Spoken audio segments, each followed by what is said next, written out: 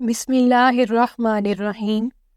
اللہ رب العزت اپنے بندوں پر بے حد مہربان ہے۔ وہ ہرگز نہیں چاہتا کہ بندے گمراہی میں مبتلا ہو کر اپنی دنیا اور آخرت کو برباد کر بیٹھیں۔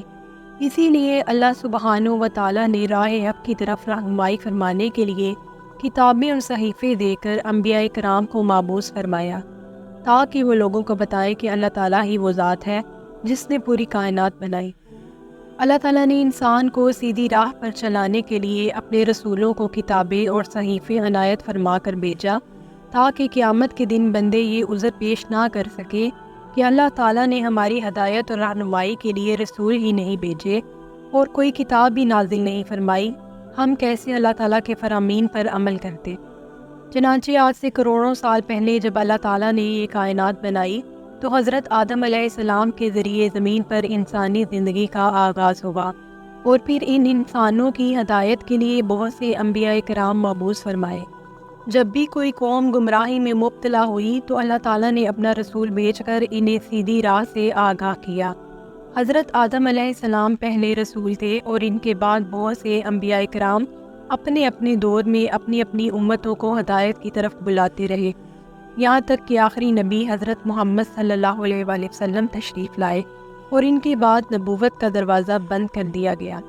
یہ تمام نبی ایک مقررہ وقت کے لیے دنیا میں آئے اور اپنی اپنی قوم کو ایک اللہ تعالیٰ کی عبادت کرنے کی طرف بلاتے رہے، اور پھر وقت مقررہ پر اس دنیا سے رخصت ہو گئے۔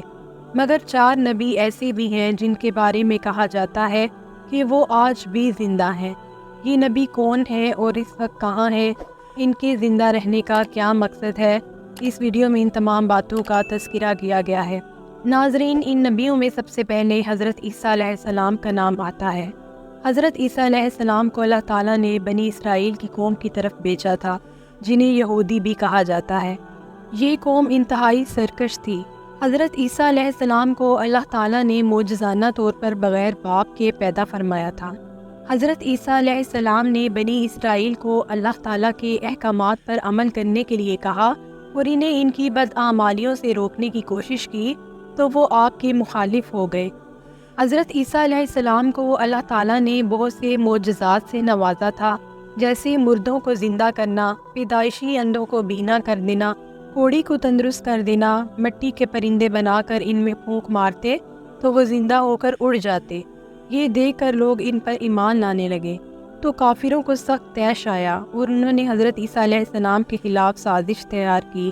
ایک روایت کے مطابق یہودیوں کی کتاب میں لکھا تھا کہ ایک نبی آئے گا اور ان کے دین کا خاتمہ ہو جائے گا، چنانچہ یہ لوگ حضرت عیسیٰ علیہ السلام کے دشمن بن گئے۔ یہ لوگ دمشق کے بادشاہ کے پاس گئے، جو کہ ستارہ پرست مشرک شخص تھا۔ یہ بہت روئے پیٹے اور بادشاہ کو حضرت عیسیٰ علیہ السلام کے خلاف اکسایا اور کہا کہ یہ شخص بڑا مفسد ہے، لوگوں کو بہکا رہا ہے، روز نئے فتنے کھڑے کرتا ہے، امن میں خلل ڈالتا ہے اور لوگوں کو بغاوت پر اکساتا ہے۔ بادشاہ نے اپنے گورنر کو، جو کہ بیت المقدس میں تھا، ایک فرمان لکھا کہ وہ حضرت عیسیٰ علیہ السلام کو گرفتار کر لے اور سولی پر چڑھا کر اس کے سر پر کانٹوں کا تاج رکھ کر لوگوں کو اس کے دکھ سے نجات دلوائے۔ اس نے فرمان شاہی پڑھ کر یہودیوں کے ایک گروہ کو اپنے ساتھ لے کر اس مکان کا محاصرہ کر لیا جس میں حضرت عیسیٰ علیہ السلام تھے۔ آپ کے ساتھ اس وقت 12، 13 یا زیادہ سے زیادہ 70 آدمی تھے۔ جمعے کے دن عصر کے بعد اس نے محاصرہ کیا اور ہفتے کی رات تک مکان کو گھیرے میں لیے رکھا۔ جب حضرت عیسیٰ علیہ السلام نے یہ محسوس کر لیا کہ اب وہ مکان میں گھس کر آپ کو گرفتار کر لیں گے یا آپ کو خود باہر نکلنا پڑے گا، تو آپ نے اپنے ان ساتھیوں سے فرمایا کہ تم میں سے کون اس بات کو پسند کرتا ہے کہ اس پر میری مشابہت ڈال دی جائے، یعنی اس کی صورت اللہ تعالیٰ مجھ جیسی بنا دے اور وہ ان کے ہاتھوں گرفتار ہو اور مجھے اللہ تعالیٰ خلاصی دے۔ جو کوئی راضی ہوگا میں اس کے لیے جنت کا ضامن ہوں۔ اس پر ایک نوجوان نے کہا مجھے یہ منظور ہے۔ آپ علیہ السلام نے یہ منظور فرما لیا اور دیکھتے ہی دیکھتے اس کی صورت قدرتاً بدل گئی۔ بالکل یہ معلوم ہونے لگا کہ حضرت عیسیٰ علیہ السلام یہی شخص ہے۔ اس کے بعد حضرت عیسیٰ علیہ السلام پر اون کی حالت طاری ہو گئی۔ پھر چھت میں ایک روشن دان نمودار ہوا جس کے ذریعے حضرت عیسیٰ علیہ السلام کو اللہ تعالیٰ نے زندہ آسمان پر اٹھا لیا۔ جب آپ علیہ السلام کو اللہ تعالیٰ نے آسمان پر اٹھا لیا تو لوگ اس گھر سے باہر نکلے۔ محاصرہ کرنے والوں نے حضرت عیسیٰ علیہ السلام کے ہم شکل آدمی کو عیسیٰ علیہ السلام سمجھ کر گرفتار کر کے سولی پر چڑھا دیا۔ بعض روایات کے مطابق یہودیوں نے توتیانوس نامی ایک شخص کو حضرت عیسیٰ علیہ السلام کو قتل کرنے کے لیے بھیجا، لیکن اللہ تعالیٰ نے حضرت عیسیٰ علیہ السلام کو آسمان پر اٹھا لیا اور توتیانوس کی شکل حضرت عیسیٰ علیہ السلام جیسی ہو گئی۔ یہودیوں نے توتیانوس کو حضرت عیسیٰ علیہ السلام سمجھ کر اسے سولی پر چڑھا دیا۔